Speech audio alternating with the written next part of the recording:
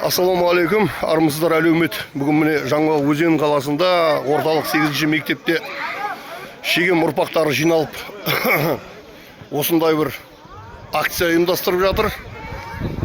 Бір жерлерде біреулер субботник ұйымдастырып жатса, ал бұл жерлерде азамат жігіттер бір-бірімен танысу мақсатында үлкен бір кереметтей іс-шара жүргізіп жатыр екен.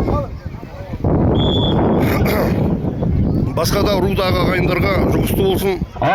Осы мына шегем әулет сияқты бірімізді біріміз тану үшін, жастарымызды бір-бірімізбен таныстыру үшін осындай бір іс-шаралар ұйымдастырып жатыр. Алдындағы видеомда көрген болатын шығарсыздар.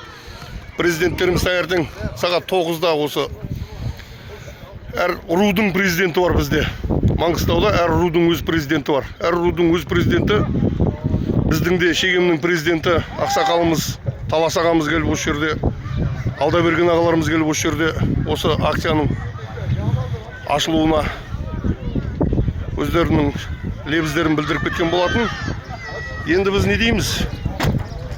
Сөзге күйдейміз. Енді біз не дейміз дейді ғой, дәл сол сияқты. Енді ағайындар жастарымызды бір-бірімізбен таныстырайын деген 18-ден өткен азамат жігіттерімізді бір-бірімен таныстырайын деген идеяда осындай бір футбол ұйымдастырылды. Бұл тек қана бастамасы деп есептейміз. Бұдан кейін де Алла бұйыртып жатса, әр қазақтың шаңырағында қуанышты күндер көп болсын деп тағы да ұйымдасып жұмыстар жасайтын шығармыз деген ойдамыз. Күн сәтті болсын, әрқайсыңызға. Әр қазақ менің жалғызым, Нұрымбет Алғанзаров сіздермен бірге.